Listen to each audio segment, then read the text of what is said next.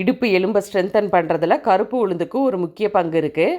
அந்த கருப்பு உளுந்தை வச்சு தான் இன்றைக்கி புட்டு பண்ண போகிறோம். கருப்பு உளுந்தில் நிறைய ஹெல்த்தி ரெசிபி பண்ணலாம். இன்றைக்கி புட்டு எப்படி பண்ணுறதுன்றதை பார்க்கலாம்.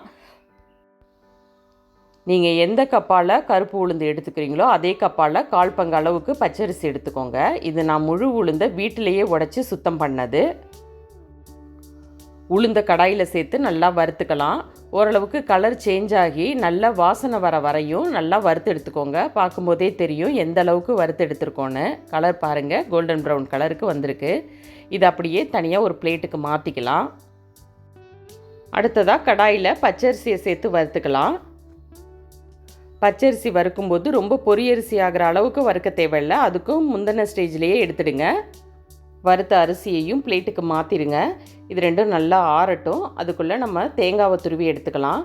நம்ம சேனலில் நிறைய ஹெல்த்தி ரெசிபி வீடியோ அப்லோட் பண்ணியிருக்கேன். அதோட லிங்க்கு டிஸ்கிரிப்ஷனில் கொடுக்குறேன். மறக்காமல் செக் பண்ணி பாருங்கள். ஒரு மூடி தேங்காய் எடுத்திருக்கேன். நான் எடுத்துருக்கிற உளுந்து அரிசிக்கு இந்த ஒரு மூடி தேங்காய் கரெக்டாக இருக்கும். துருவி எடுத்து வச்சுருக்கேன்.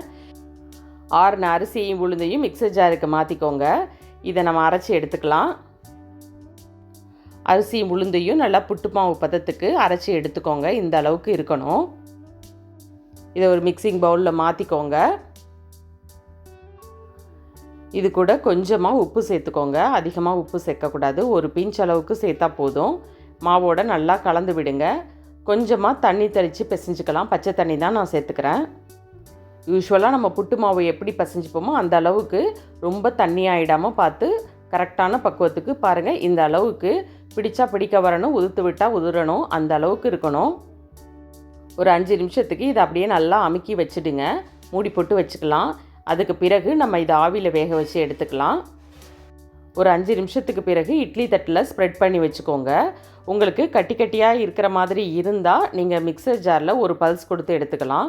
நான் மாவை மிக்ஸ் பண்ணும்போதே கரெக்டான பக்குவத்தில் பிசைஞ்சு எடுத்துக்கிட்டேன். அதனால் அதை அப்படியே இட்லி தட்டில் ஸ்ப்ரெட் பண்ணி வச்சுக்கிட்டேன். இதுக்கு மேலே நம்ம துருவின தேங்காவையும் வச்சிடலாம். மூடி போட்டு ஒரு 10 நிமிஷத்துக்கு வேக வச்சு எடுத்துடலாம். 10 நிமிஷத்துக்கு பிறகு ஓப்பன் பண்ணி பாருங்கள். சூப்பராக புட்டு ரெடியாகி வந்திருக்கு. இதை மிக்சிங் பவுலுக்கு மாற்றி நல்லா ஒரு மிக்ஸ் கொடுத்துக்கோங்க. தேங்காவும் புட்டுமாவும் நல்லா மிக்ஸ் ஆகணும். வாசனைக்கு கொஞ்சம் ஏலக்காய் தூள் சேர்த்துக்கோங்க. இப்போது இதில் நெய் சேர்க்க போகிறோம்.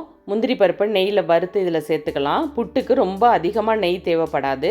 கொஞ்சமாக நெய் சேர்த்து முந்திரி பருப்பை வறுத்து புட்டோடு சேர்த்து மிக்ஸ் பண்ணிக்கோங்க. வீடியோவை பார்க்குறவங்க சப்ஸ்கிரைப் பண்ணாமல் வீடியோவை பார்க்காதீங்க. மறக்காமல் நம்ம சேனலை சப்ஸ்கிரைப் பண்ணிவிடுங்க. முந்திரி பருப்பை நல்லா மிக்ஸ் பண்ணி விட்ட பிறகு நம்ம இதில் ஸ்வீட் சேர்க்கணும்.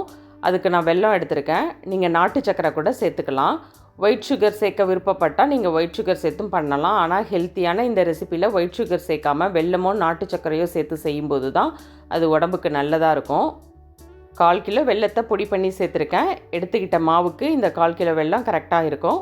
நீங்களும் இந்த ரெசிபியை ட்ரை பண்ணி பாருங்கள். எப்படி இருந்ததுங்கிறத ஃபீட்பேக்காக கமெண்ட்ஸில் ஷேர் பண்ணுங்கள். தேங்க்யூ. Thanks for watching.